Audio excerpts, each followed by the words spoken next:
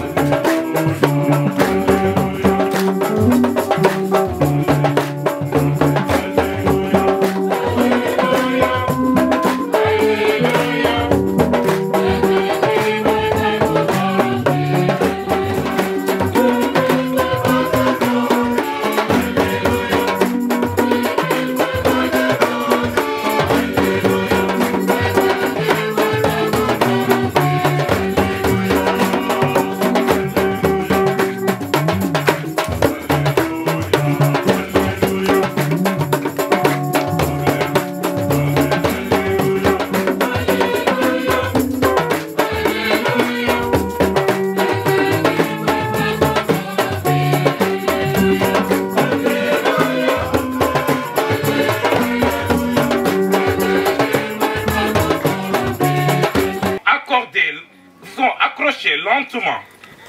et ce fut le moment de l'émerveillement et de l'exultation de l'un devant l'autre. D'une relation amicale, vous êtes passé à une relation amoureuse très intense. De Milmodi à Kumpentum, en passant par Niaha, Lucien a pris le bus de l'amour qui lui a permis d'affronter la chaleur, la longueur de la route pour aller à la recherche de sa blessure sucrée, de sa bien-aimée, de sa dulcinée Claire Marie Maïmouna. Vous vous êtes regardé dans les yeux pour vous dire « nous sommes amoureux ». C'est dans cet amour qui sera consacré par la grâce du sacrement du mariage que vous voulez construire votre vie pour toujours. Vous dites aujourd'hui, non seulement nous sommes amoureux, mais plus encore, nous sommes amoureux pour toute la vie d'un amour véritable. Et cela en présence de Dieu et de son Église. Dieu est la source de votre amour. Il s'engage lui-même avec vous dans le mariage. Se marier en Dieu et en présence de Dieu dit tout le sérieux et le caractère sacré du mariage. Nous sommes dans une société du « ce n'est pas grave ». Et tout est banalisé aujourd'hui, même le mariage. Des époux se séparent facilement pour un rien. Il faut de la patience dans l'amour, dans le bonheur et dans les épreuves, dans la santé et la maladie. Cher Lucien, bi ma la laajtee loo gis ci mari ba nga tànn ko ngir mu doon sa jabar da nga tontu ak fierté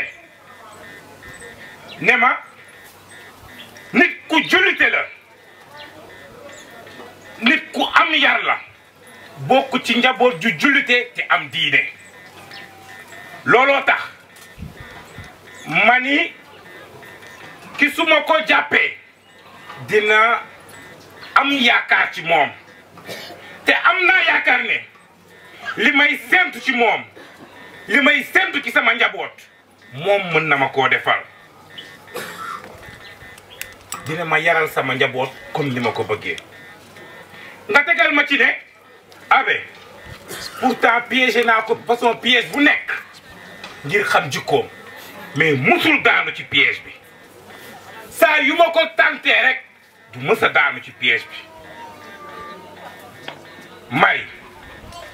bi ma la laajee lu tax nga gis Lucien wala lu tax nga tànn ko ngir mu doon sa jëkkër, dag maa tontu tamit ak fierté ne ma Abbé ak benn sourire ki lay sama papa la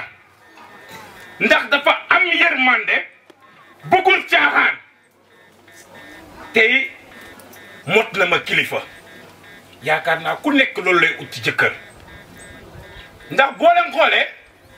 mari daf ma ne am na benn instant ma bëggoon bàyyi jàng Lucien taxaw ne ma doo bàyyi jàng da ngay continuer su ma bëggee def dara mu ne ma déedéet lii ngay def ndax lii moo baax ci yow mu ne ma sama papa la daf maa mat kilifa te it yërëm na ma amul caaxaan bàyyi leen ma yam foofu.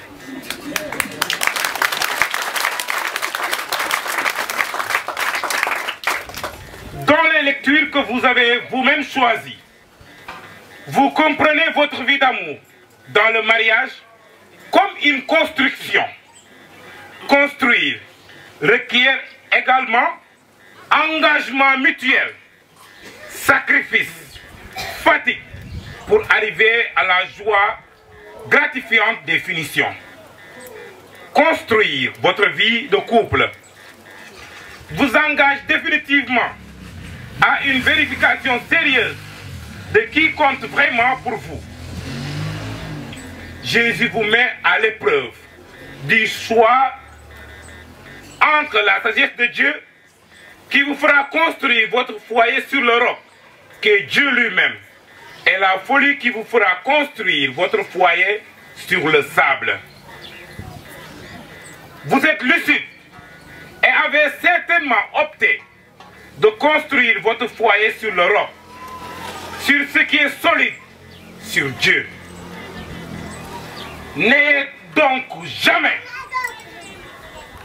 N'essayez donc jamais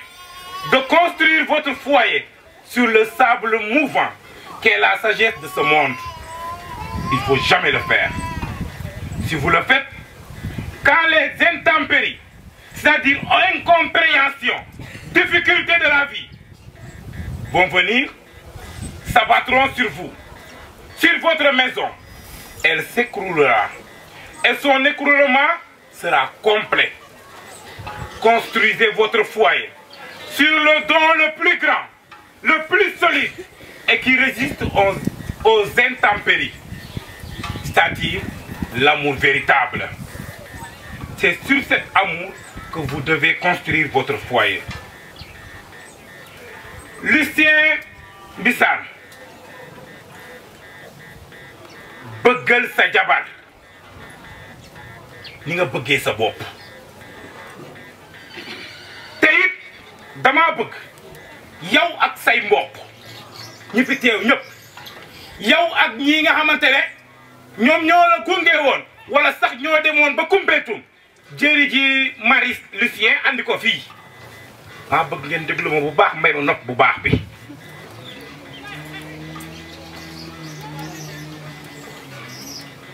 kii di Marie Lucien du jaam, dama bëgg mu leer. kii du jaam, kii nekkul mindaan, nekkul ballon de football boo xamante ne heure bu la neex nga jël tulli, heure bu la neex nga jël rangé. déedéet, doomu jàmbur la. daa dégg baatu yàlla mi koy woo ci sëy, mu bàyyi yaay, bàyyi lu bëri ñëw nekk ak yow. nga la way yërëm ko. sa biir néegu sëy na nga maandu, sa biir néegu sëy na nga moytu dégg naa, na nga moytu foog naa, na nga moytu yaakaar naa. bul bokk ci jeegu kalaa yi, bul bokk ci jeeg yu bon yi nekk ci dëkk yi di tas kër, di tas quartier, di tas réew. bu ci bokk, bu ci bokk. doonal jeegu puso, lu teppeeku nga ñaw, lu bon nga defar. wax ndànk dox ndànk, lii laa la sant. sa priorité mooy sa bànneexu jëkkër. lu mu bëgg nga, lu mu bëggul baaxul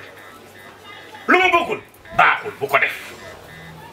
te sa njaboot tamit bu ñu ci dox Marie jàppal ne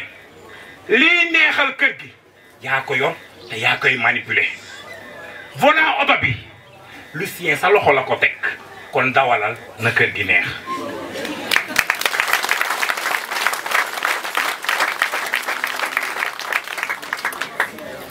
dans l'amour véritable vous trouverez toujours la joie et la paix.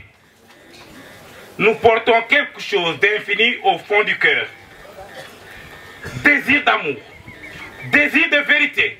désir de liberté, désir de paix, désir de justice, désir de joie et désir de vie. Mais ce monde paraît animé de relations caractérisées par l'intérêt égoïste, des relations utilitaristes qui engendrent la violence et l'injustice dans les familles. La vie de couple ne manque pas des moments difficiles, mais vous y aurez la joie et la paix. Si vous êtes vous-même artisan de cette paix et de cette joie que Dieu vous donne. Que chacun de vous soit et fasse la paix et la joie de l'autre. Dans la simplicité, dans la douceur, dans la délicatesse, dans la nouveauté surprenante de l'amour, dans la miséricorde et le pardon. Soyez miséricordieux et pardonnez-vous réciproquement. Ne vous tenez pas rigueur des petites choses qui empoisonnent la vie. N'ayez dans votre foyer d'autres intentions que votre bonheur et la paix dans votre vie de foyer. Ne croyez jamais que la vie de couple est un conflit où il faudra être le meilleur, le plus fort que l'autre. Mais bien au contraire, fortifiez-vous l'un à l'autre. C'est ainsi que votre amour sera toujours plus fort et plus solide comme un roc. Lucien ak Marie Seye dama bëgg ngeen déglu ma bu baax neexut a dégg mais dinaa ko wax parce que man moom aw ma nëbb-nëbbal gis ngeen ñii fi toog ñëpp sañse ba mu rafet di leen di sourire nekkul ñëpp a leen bëgg nay leer du ñëpp a bëgg tey ngeen toog fii seen sëy bi am na ñoo xamante ne ñu ngi naan robbam bu ñaaw bii ñi naan xoolal jëkkëram bu ñaaw bi ñi naan fii la jóge fii lay sëy si ci village bi seen yoon nekku ci joxoon nañu leen kaddu un mois annoncé ci jàngu bi kan moo xam luy gàllankoor ci sëy bi waxatuma leen kenn laajatu leen seen abi boo leen ñaanatul amul léegi-léegi xaaral fii ak quelques mois dinañu xëy di seetlu Marie ndax biir a ngi génn am génnul seen yoon nekku ci seen yoon nekku ci loolu ndaxte doom nekkul lu nga xamante ne dañ koo yelloor ci biir sëy doom yàllaa koy maye bonus la yàlla bu mayewul bonus kenn du am bonus kon nañu maandu ci sëy bii ñaar ñii dañoo bëggante boo leen xoolee Lucien fi mu jóge dem ba Koumpentoum xool ne kii laa bëgg andi ko fii sànq bi ma ñëwee am na ku jóge Ñaaxaar ne ma di nga ma wax tey Marie Seye ak Lucien Marie Seye fan la gisee Lucien ma ne ko lu sa yoon parce que lan la distance bi mais mbëggee la ko jar mbëggee la ko jar te nit olof day naan nit lu la yomb da nga koy caaxaanee kon yaakaar naa ne Lucien du caaxaanee Marie parce que fa mu ko jëlee ak li mu daj yaram bi fekkeewu ko poos bi fekkeewu ko waaw kon nag képp koo xamante ne teg nga bët ci ñii teggi ko muy gaaw Lucien alalu jàmb la yéen jigéen ñii nii doon teg bët teggi leen ko ndax ñàkk ngeen amatoo leen ci place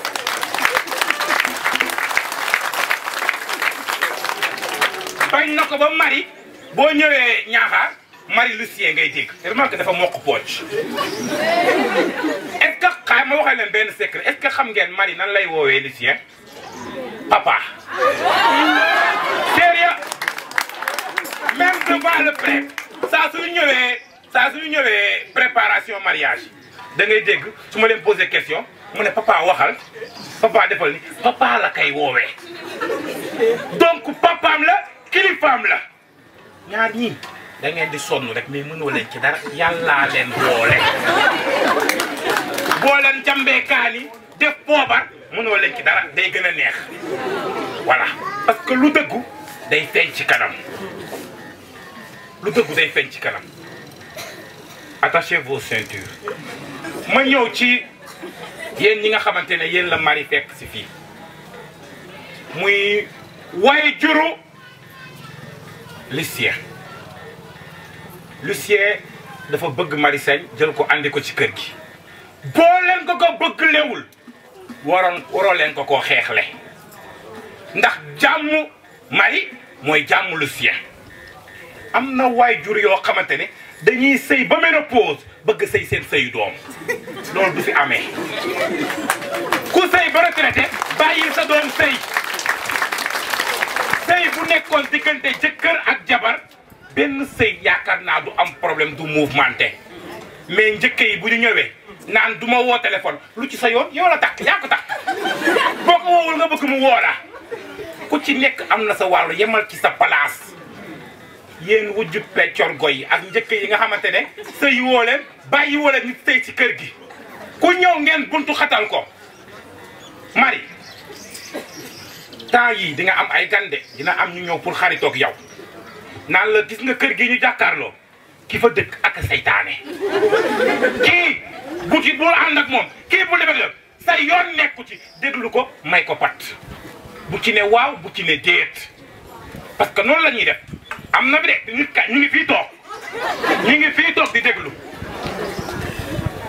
donc bul def kenn xarit dul sa jëkkër Lucien yawit xam nga sa jabar xam nga jikkoom xam nga lu mu capable ak lu mu capable parce que kenn du jël jigéen bu bon di ko andi sa biir kër mu lay sëyal donc yaakaar bi nga am ci moom yàlla bu mu tas moom it yaakaar bi mu am ci yow yàlla bu mu tas baay bi mu lay woowee continuer di ko mag baay def ko ngi sa doom saa yu juumee ndax jigéen motul woo ko yeddu ko comme ni nga ko defee depuis boobu ba léegi te it boo demee sa bërëbu liggéey ñu woo la ñu ne sa jabar moo dóor sa yaay sa jabar mooy xeex si koñ bi bul doon góoru benn nopp woowal sa jabar déglu version bi la correction fraternelle mais tëll rajax day yàq sëy te Marie bu demee ba Koumpentoum gis nga li nga daj balaa muy ñëw fii di nga daj lu ko raw kon téye ko bu baax donc yéen belle famille jàppale leen ñaar ñii ñu sëy jàppale leen di nga dégg ay seytaane yu ñëw naan la Lucien lu tax nga bàyyi sa yaay fii ak sa papa yow mi nekk taawu kër gi nga jël sa jabar di ko bàyyi muy dem liggéey lu ci seen yoon lu ci seen yoon yéen a koy jox xaalis maanu leen ci vous serez dans la joie et la paix si vous savez accueillir Dieu dans votre maison.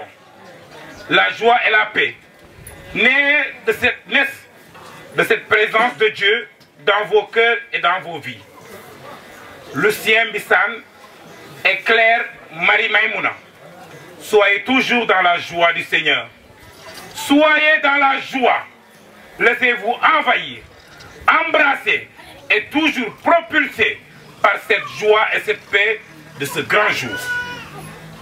Portez au monde la joie du mariage. ñi nga xamante ne dañoo découragé ci sëy parce que am na ñoo xamante ne jigéen ñi dañoo jàpp seen xol yi coxatee ko coppati ko ba mu jeex bu ñu gisee ñuy mbëggal sax dañuy ne yéen da ngeen di caaxaan ñeneen ñi góor yi jàpp leen toroxal leen ndax am na ñoo xamante ne dañuy waxtaan ak seen far ba fajar yeewu gis ñu bindal seen far heure ménage am na ñoo xamante ne dañoo souffrir ci mbëggeel wan leen ne le chemin du bonheur est possible. La sincérité est possible. La fidélité est possible. dina am ñoo xam ne duñu découragé de dinañ ne tey jii bàyyil ma dem tante parce que xam naa Marie dafa fiir su ma gisee ma